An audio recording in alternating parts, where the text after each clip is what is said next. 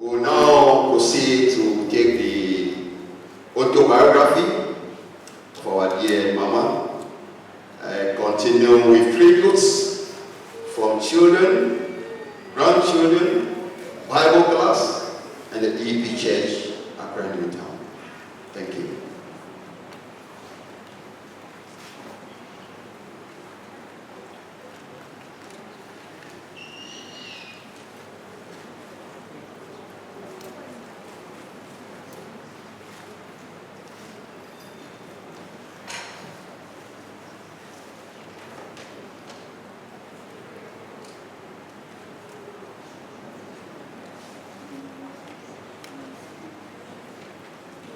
Praise the Lord.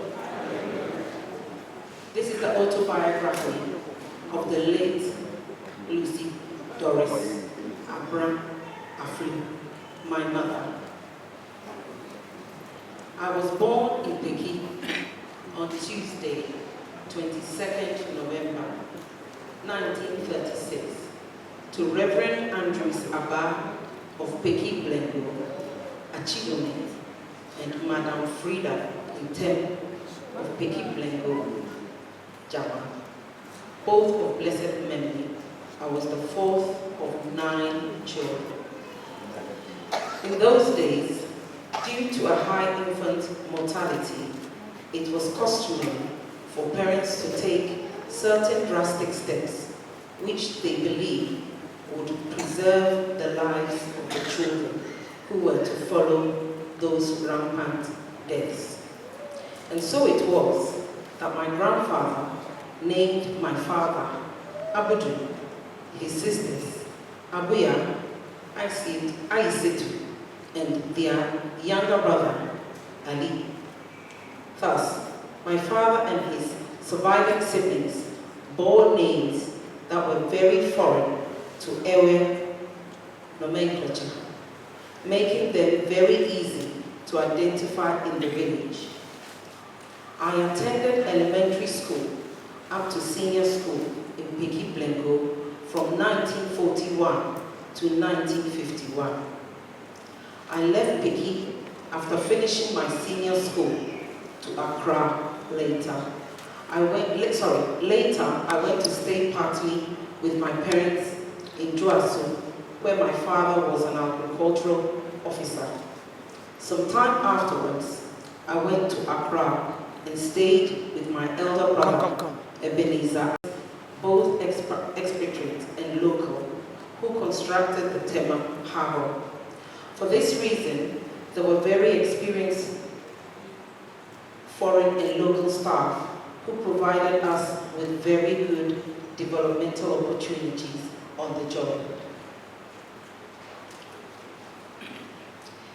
In 1959, after I qualified as a nurse, I met my late husband, Captain retired Amanda Doris Afflu, who was a student at the College of Technology, currently KNUST, and we got married in 1960. In 1961, I had my first child, who we named George Komla Afflu. I then decided to go to the midwifery school at Kolebu in Accra. After finishing the course in 1964, I was posted to Keta Hospital in the Volta region, where I worked for 1.5 years and then delivered my second child, Prosper Jacob Afflu, in 1965. I was posted to Kolebu again in 1966. At the time, my husband had joined the army in 1962 as a young lieutenant, and we stayed at number 17, Labadi Villas in Bema Camp. My household was a large one at the time, comprising 11 people, made up of my own direct family and other extended family members. Later, in 1966, my late husband Armando left us to study in the United Kingdom for the prestigious Association Certified Chartered Accountants, ACCA, course of Ghana Government Scholarship for 5 years. for which reason we had to leave Bema Camp for a rented apartment. I was left with the 2 children, George and Prosper. I was later posted to Tema General Hospital. In 1967, I resigned from the Tema General Hospital and the Ministry of Health to join my husband in the UK, where we lived initially in London and then moved to Walsall in Staffordshire, close to Birmingham.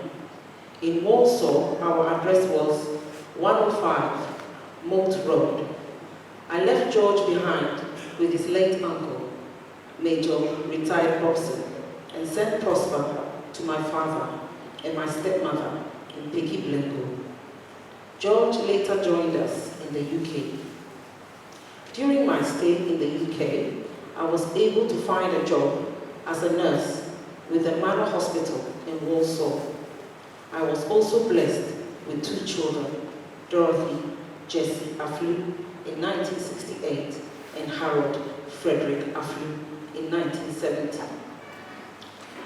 When Armando completed his studies, successfully passing out as a certified chartered accountant, he took the lead back to Ghana.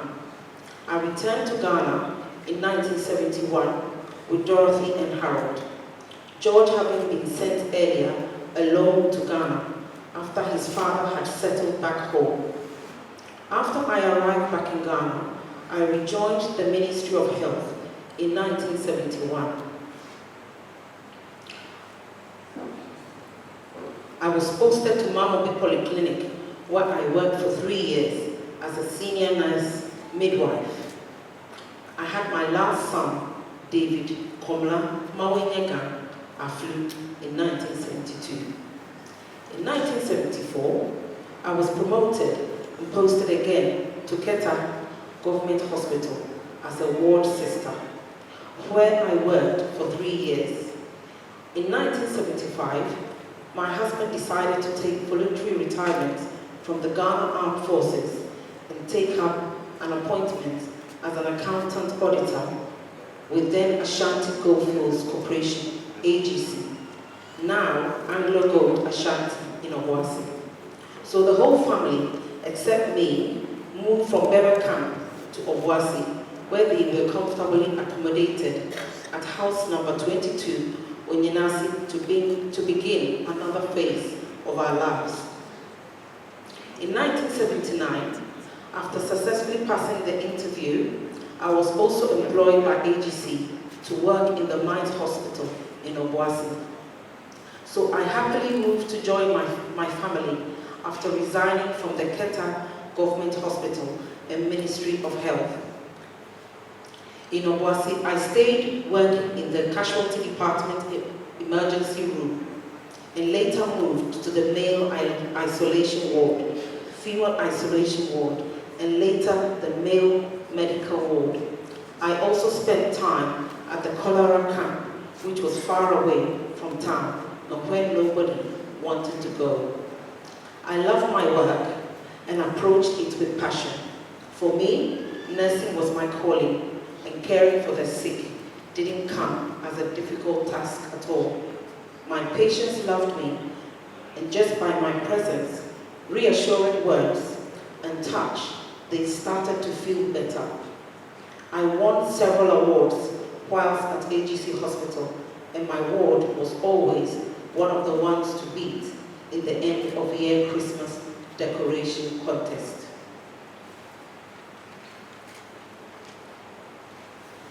I worked at the Mines Hospital for 18 solid years and retired voluntarily in 1997 as a senior nursing officer, after which I moved back to Accra with my family to our own house. A few months before then, I lost my first-born son, George, in Nigeria, which left a big hole in our hearts. That only the Lord could heal. Once I relocated to Accra, I joined the EP Church, Accra, Newtown. Unfortunately, Captain Afflu, my husband, passed in 2004. He was the darling of my heart, who supported me a lot and valued my contribution to his life. We went through a lot together and were sincerely blessed with the family God gave us.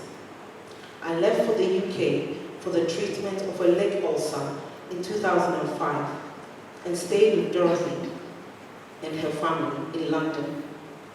I recovered fully and spent quality time with Dorothy and her children, Priscilla and Joseph, Harold and his children, Deborah, Esther, and Samuel in 2008. In 2012, I had to return to the UK for treatment again since my condition had relapsed. I returned in 2015 to continue my life back home. I believe I have had a full and fulfilled life. I have enjoyed the last several years of my life living with or in very close proximity to all my children. Continuously, over the past 6 years, I have been blessed to see my last born David on a daily basis, where we have shared lots of time together. He has made sure that I have not needed anything, and my life has been truly blessed. My older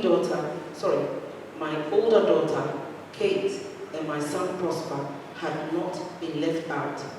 They have found quality time to pay me visits and spent precious time with me until the very end.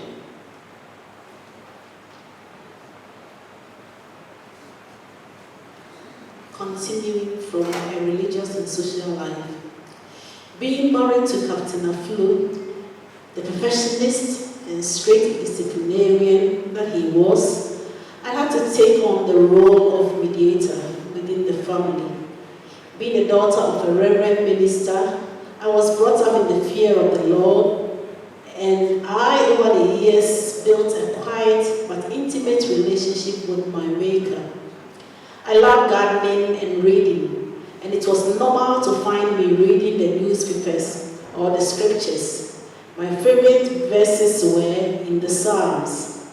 Whilst in Obuasi, we attended the EP church, and I was always delighted when I was invited to do some of the reading during Sunday services. I consider that in this life, we were all expected to be at peace with each other. And so quarreling and exchanging words was something I tried to avoid at all costs. I was a mentor to several of my younger nurses whilst they worked with me on those grueling shifts where we had to attend to several cases relating to mining accidents and other conditions emanating from the hustle and bustles of Boise life, being the premier mining town in Ghana in its days of glory. Once I relocated to Accra, I joined the Bethel EP Church, Accra, Newtown. I was a member of the Bible class where we did group Bible studies and invited experts to provide us with a biblical perspective on some of the happenings around us. While in the UK, I accompanied my daughter to Dominion Centre in Wood Green, London, where I was loved and cherished as a senior citizen for my wife's counsel. On occasions that I visited Harold, I worshiped at the Ipswich International Church, where he is the senior minister in church. The finale. Mommy battled with a leg ulcer for several years, and she was admitted 3 weeks to her demise for a specialist procedure to be conducted on her. As it was destined to be, she was not to return home, even though she looked as though she was recovering. On Sunday evening, she said to us who visited that she was tired and therefore we should leave the ward early so she could get some rest. That was destined to be her last night. We were informed of her peaceful passing the next morning, Monday, 25th April 2022. Indeed, the broad smile she had on her face confirmed to us that she was transitioned to a better place, where pain, disease, discomfort, disappointment, and sorrow do not exist.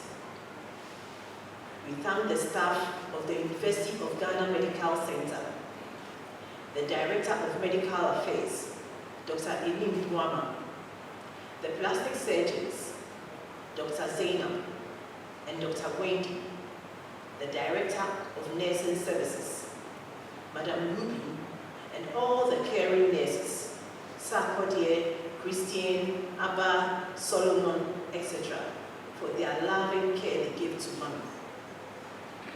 We know you guys did your best and were heartbroken when news broke that she had given up the post. But God's ways are not our ways. Mommy is survived by 5 children. Mrs. Kate Adu, Prosper Afflu, Mrs. Dorothy Owusu Ansah, Pastor Harold Afflu, and David Afflu. 13 grandchildren and 10 great-grandchildren. Amen.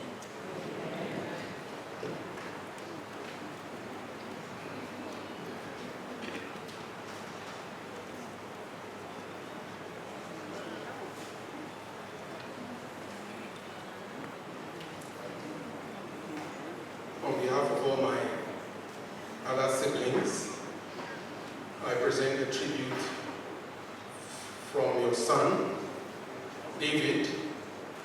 And when I was young, because we are two Kofis, myself and Harold, I was called Kofi Tupie. They said I cried too much, so they called me Kofi Baby. I discovered I was also called Maonyaga, and then I had another name because I cried too much, Abenuga. How do I begin to write a tribute to my greatest superhero of all? In fairy tales and movies, superheroes never die. They live on and come back from every setback to triumph again and again. This is the summary of my memory of this wonderful woman whose mortal remains lie before us today. Tell me of a warrior, and I will tell you of a greater fighter, my mother. Tell me of a giant slayer, and I will tell you of one mightier, my mother. Tell me of someone who could endure pain with a smile, and I'll tell you of my mother. I was privileged to be your last-born son. Mommy, you mentioned to me that you and Daddy had decided you didn't want to have any more children on your return back from the UK. So, in other words, I was a mistake. When you were due for delivery, I was a breech baby, and it took a miracle for me to be delivered without any health complications. But you also said God doesn't make mistakes. The good book says that the stone which the builders rejected has become the cornerstone. And so, when I was born, Dad and yourself named me Maonyaga.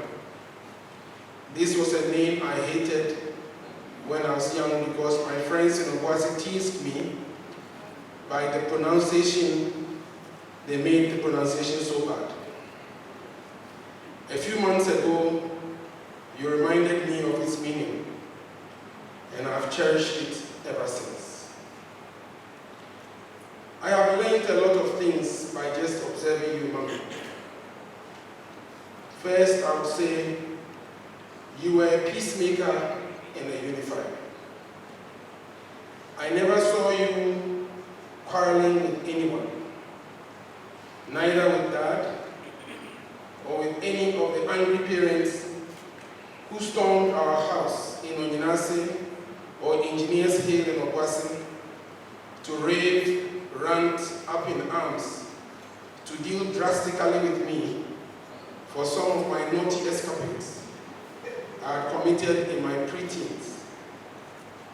In your latter years, I have seen you become the rallying point for your siblings and other family members, even on Daddy's side. Your patience and wisdom were like a glue that connected people together. Your soothing voice always seems to calm things down, and I know I could trust you to douse the flames that I had caused, no matter how hot. You had a big heart and could go the extra mile for everyone.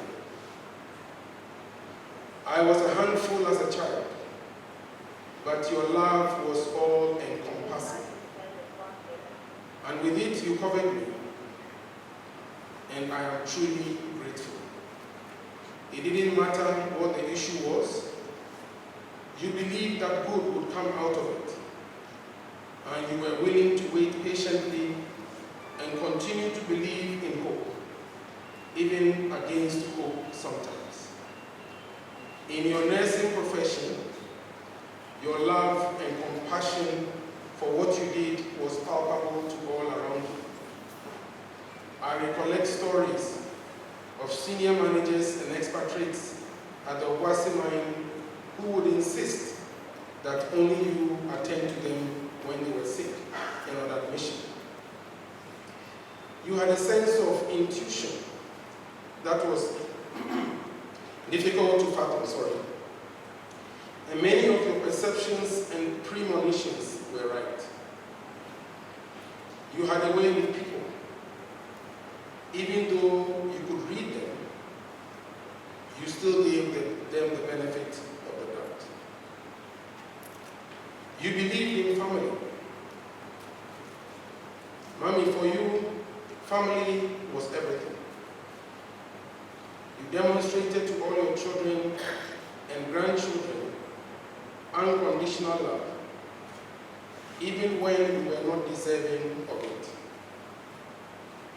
You were a mother who would give up anything, practically anything, to make your children comfortable, to continue their education.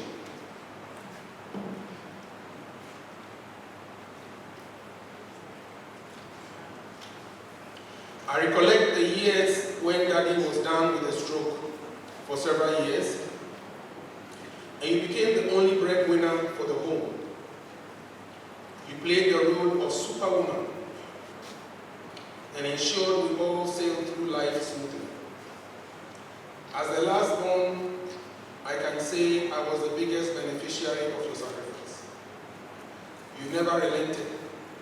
You just gave and gave and gave of yourself, your time, your money, your energy, your prayers, and they did work. For the past several years, you ensured that each Christmas you would bring all your children, grandchildren, and great-grandchildren home and abroad around you for a meal. And each one would receive your special blessing before they left. You opened your doors to so many people from far and wide, many of whom you have no blood relations with. Now at Christmas, who will sound the rallying cry to gather all the family together? Mommy, you had a photographic memory, and you were so organized. 5 years ago, you called me and told me you had written your autobiography. And almost every year since then, you have updated it. You remembered very minute details of things which had happened over 5 decades ago and beyond. Now, who is going to tell me stories about Abuya, Abu, Isaac, and Ali? Even at 85, you were still sharp enough to draw the Abra family and Afflu family trees in a book to get me understand better my roots. You were always on time and would be the one to finish dressing up and waiting for us anytime we were going out. Mommy, you had deep faith. You were not loud with your faith, but we knew you had deep faith in your Lord and Savior, Jesus Christ. You diligently practice your faith in Him through Bible study, prayer, and your love for family, those around you, and your local church. As your last born, I am proud to say, being the only son who lived very close to you over the past 15 years when you were not abroad, God has been gracious to us to ensure your comfort and you lacking nothing. Yours has been a life well lived with no regrets. My greatest cheerleader. Now who will call and say, GM, MD, I will surely miss your morning greetings. Like, GM, you look sharp this morning. Do you have another presentation? Or you're expecting some of your big guys from your head office in Europe again? I have been asked several times since you passed whether I've been crying. And I've answered no. Not because I do not miss you, Mommy, but rather because I believe you have lived a full life. You have fought gallantly for your health than many of us could ever have done. And I believe it was time for you to take a rest from all this pain, even though we really wished you would have stayed for a few more years. I relive various pleasant memories about you every day, and that gives me the strength to smile, even though I miss you so dearly. I know you are in Abraham's bosom, watching and cheering us on. We as a family and as your children will not disappoint you. We will ensure your legacy lives on. Till we meet again, Mommy, you are still my greatest superhero. Thank you.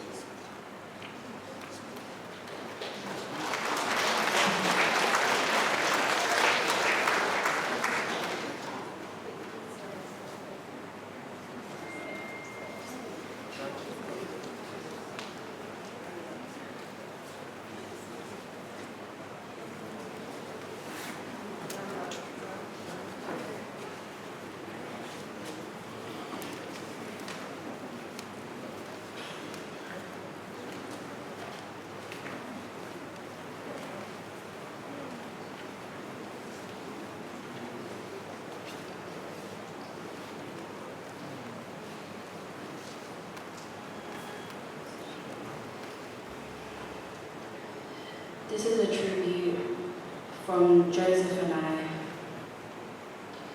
Love comes in many forms, and ours came in you. An angel on earth, a heavenly smile. Thank you for the words so sweet you used to console and advise. Your touch is only now a memory, one that will last a lifetime. May your love that filled the room mend our broken hearts, wipe our tears, and keep us to thy kingdom come.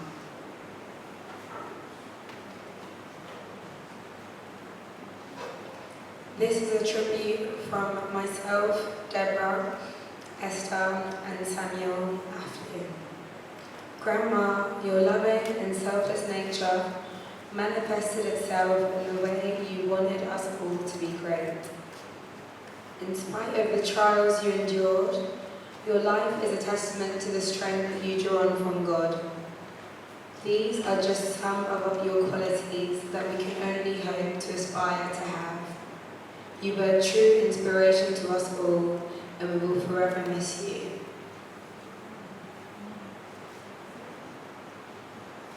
Tribute from David, Justin, and Annie. Thank you for the gifts of love. Now you are sharing it up above. You have many things to say, all in a caring way.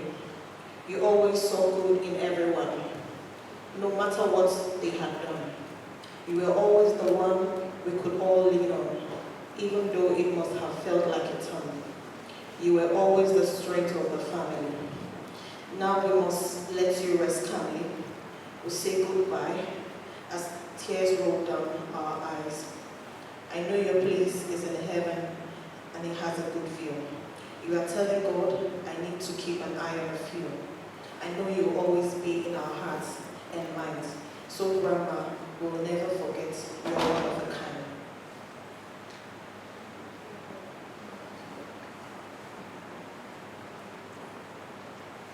Tribute on behalf of Obe and Kwabena Afflu. We think of you in silence and make no outward show. For what it meant to lose you, only those who love you know. Remembering you is easy. It's just the heartache of losing you that will never go away. You were the grandmother to some. To others, you were the mother. For us, you were the mother and the father and the grandmother for the most important periods of our lives. What we share with the world today is only but a prelude to the many stories and legacies we will tell our kids and the generation to come. You have fought a good fight, and it's time to rest, my grandma. Our tears, pain, and grief should not rob you of the peaceful rest you deserve. Rest in the bosom of the Almighty till we meet again on that glorious morning. Tribute from George and Mama. It's so sad to say goodbye. On several occasions, I pick my phone to call you or send a message only to realize I am never going to wake up in the stream and not see you for God's appointed time. We love you. You have left a big hole in our hearts. Rest in peace, Grandma. Our dearest Grandma, you were always like a third parent to us. From you, all we had ever known was love. For so many years, we were just a few doors away, but now we can only call out your name, hoping you hear us from above, but knowing you are with us in our hearts. We were so privileged to live with you, to converse with you, and to be advised by you. You inspired us, taught us so much, including a few phases in Evans. Now who teaches us this heavenly language? Time indeed has flown. Now it pains us to see you go. Our hearts are heavy, but even if we cry, we must say, Grandma Lucy, goodbye. May you be kept in the bosom of Abraham until we meet again. Thank you.